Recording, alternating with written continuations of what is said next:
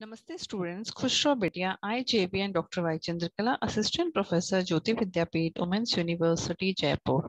In today's session, we are going to discuss about the characteristic of classroom assessment. So in our last class, we have already discussed about different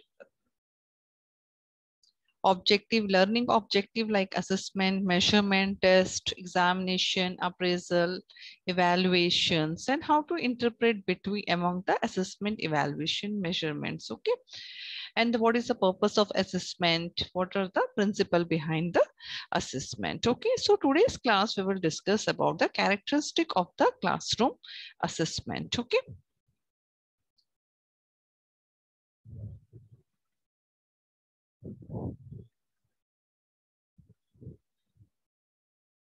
So when we say the characteristic of a classroom assessment, different characteristic of a classroom assessment are like learner-centered, teacher-directed, mutually beneficial, and formative, context-specific, ongoing, or rooted in a good teaching practices. Okay. So when we say it is about the learner-centered, that means the primary attention of a teacher is focused on observing and improving the learning. Okay.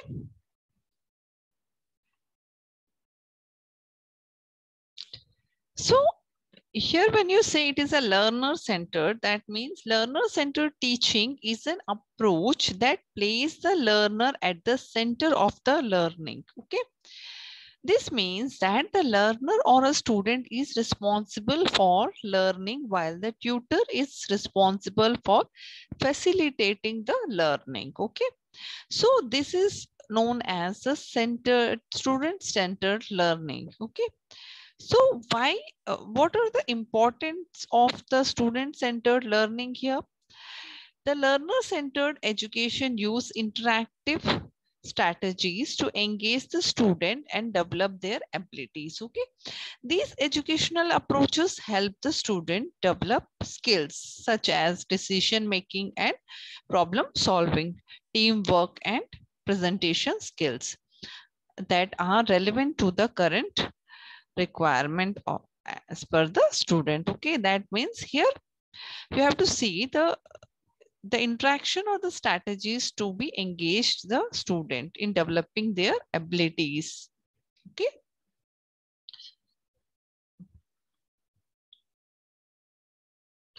So when we say the teacher learner centered teaching includes the skill instructions, student learning how to think, solve the problems, decision making, teamwork, or evaluate the evidences, analyzing the arguments, generating the hypothesis of all those learning skills essentially to masters the material in a discipline. Okay.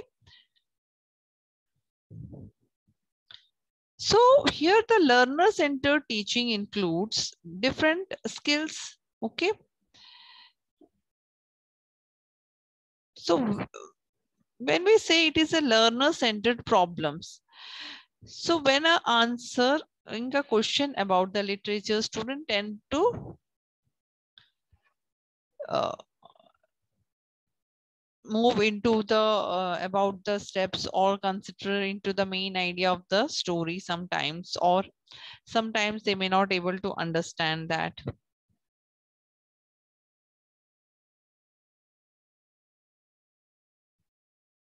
Whereas in a student centered, it is typically referred to the instruction, for example, given to a student's opportunity to lead the learning activities, participate more actively in a discussion, or designing their own learning projects, exploring the topics that are interest to them, and generally contribute to the designs of their own courses. Okay. So is student centered learning effective?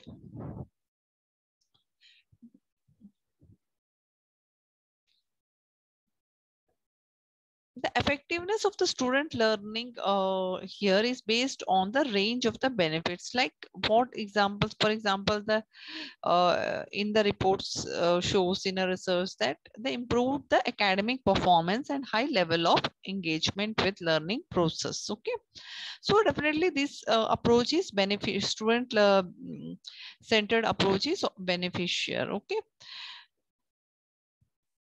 but this is still has a disadvantages also, like it requires more skill on the part of a teacher as well as their time resources, because if you are taking one-to-one attention, it is often difficult for a teacher to make acceptable balance between the competing the need and interest of the students. Okay,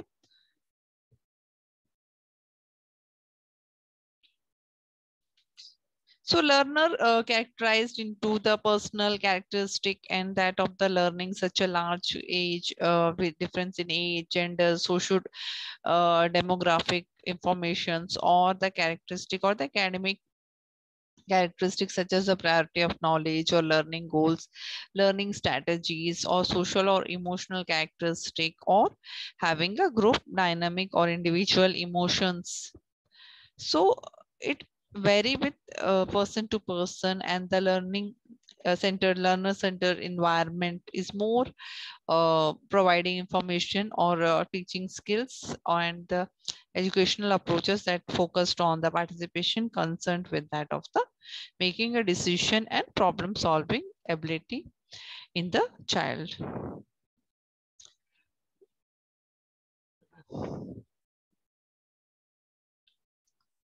So here the student-centered learning environment where it focus on the instruction and shifted to the teacher to the student, which ends in a goals of developing the student so that it can be placed mm, in a hand of the student in a better way, better understanding.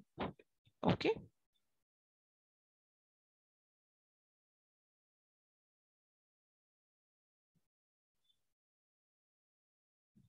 So next is the teacher directed. Okay. Teacher directed one is the individual teacher decide what to assess and how to assess and how to respond to the information gained through the assessment. That means the teacher do not need to share the results with anyone out of the class. Okay. So here the individual teacher decides what to assess. Okay. How to respond to a information gained through a assessment. So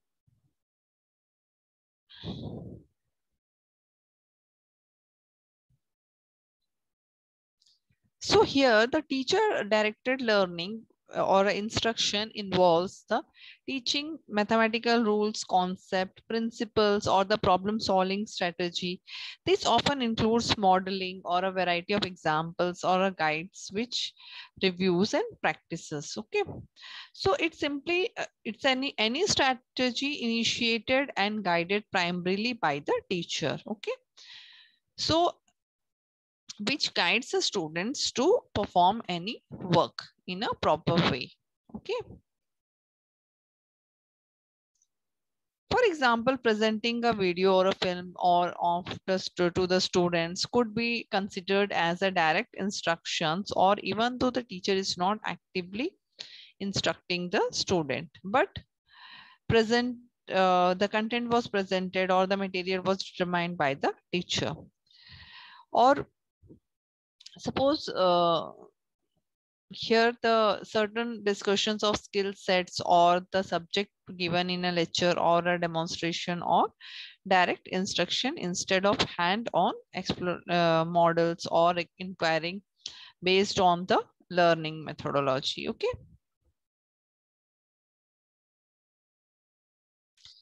So sometimes it is the deductive approach, where the deductive approach to the instruction is more the teacher centered approach. Okay. So this means that the teacher gave the instruction a new concept. Okay. Which has the students practices using the concept.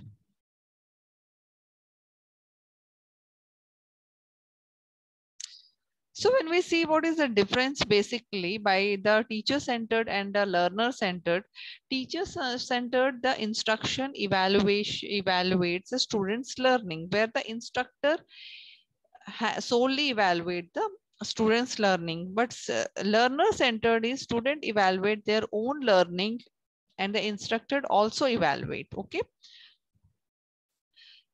Whereas the teacher-centered, the classroom is quiet, whereas the learner-centered, the classroom may be noisy or busy one. Okay.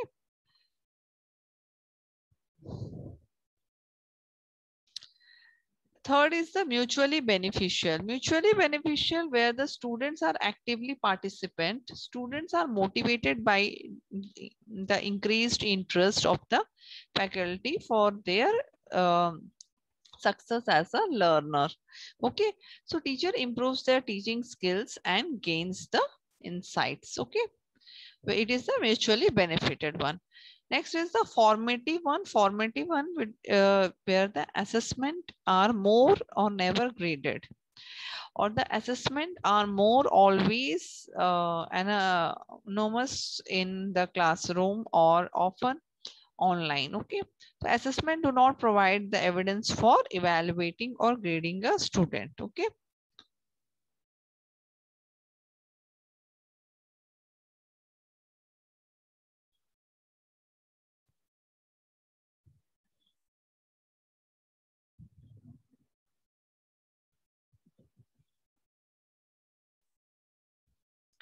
So here when we say the formative assessment refer to the wide variety of the method that the students teachers used in conduct in the process of evaluation of student comprehension, learning needs and academic process. Okay.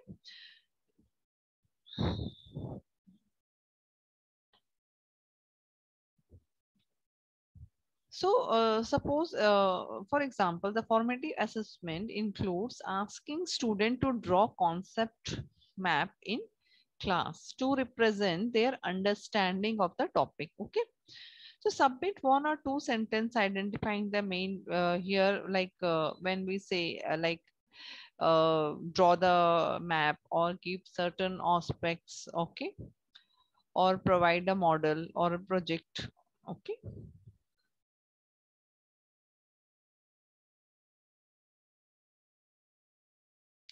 So it can be in the form of quiz or maybe a short comparative assessment of the people, or maybe a 1 or 2 minute paperwork, or maybe a lesson or a content of. Okay. So effective formative assessment involves involving or asking student to answer well throughout or higher order of questions such as why and how, or higher order of questions requires in-depth thinking from the student and helping the teacher to understand the level of which extends the student's understanding. Okay.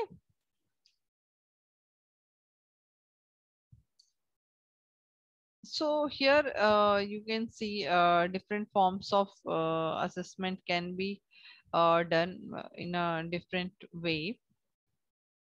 So when we see formative assessment, which is a process based on the teacher and the student during the instructions and provide a feedback to adjust ongoing teaching and learning to provide the student achievement that intended to instructional outcome. Okay.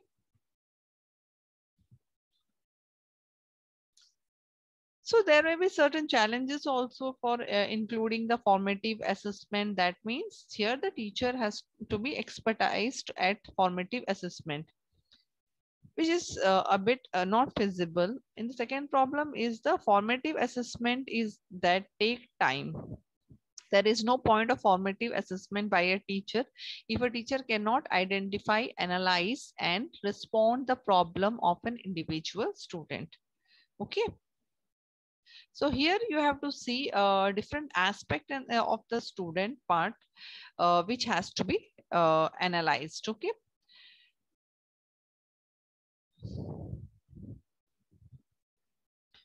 So the different assessment integration of their process of teaching learning and using the more learning ability, understanding the ability and the difficulties of the students, or assessing and supporting the student in self regulation. Okay.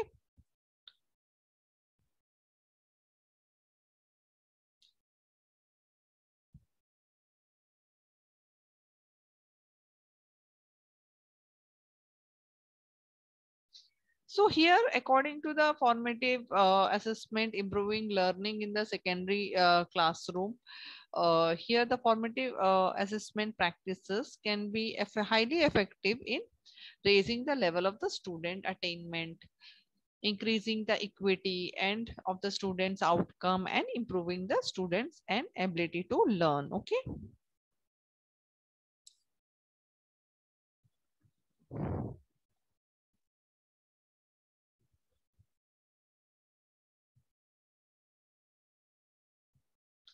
So this was first introduced, which came in by Paul Black and Daniel Williams, completed the meta-analysis of more than 250 research on this topic, and their finding published in the Inside the Black Box, making a compelling case of formative assessment. Okay.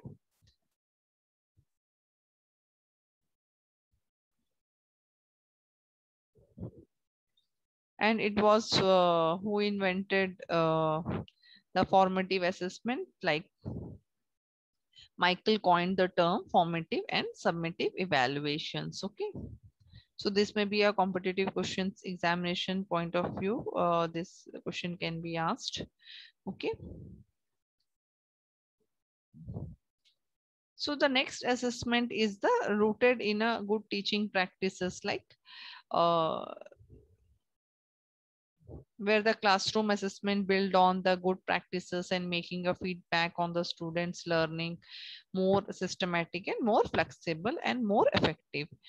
Uh, like contest specific, where the assessment responds to the particular needs and characteristic of a student or the student and the discipline to which they applied. Okay. Ongoing assessment, where the classroom assessment is continuous process, and the part of the process is to create and maintain classroom feedback loops. Okay. So each classroom assessment event are short and short in the durations. Okay. It can be a process of where the students get feedback on and what they do, and based on the clear articulated criteria of the which successfully performed. Okay. So here the need of identification of the child's strength and needs, and often the weaknesses also, and to improve the. Okay. Thank you. This session is powered by 2.0 Jyoti Vidyapeeth Women's University, Jaipur. If you have any queries, we'll discuss in the problem solving session. Namaste.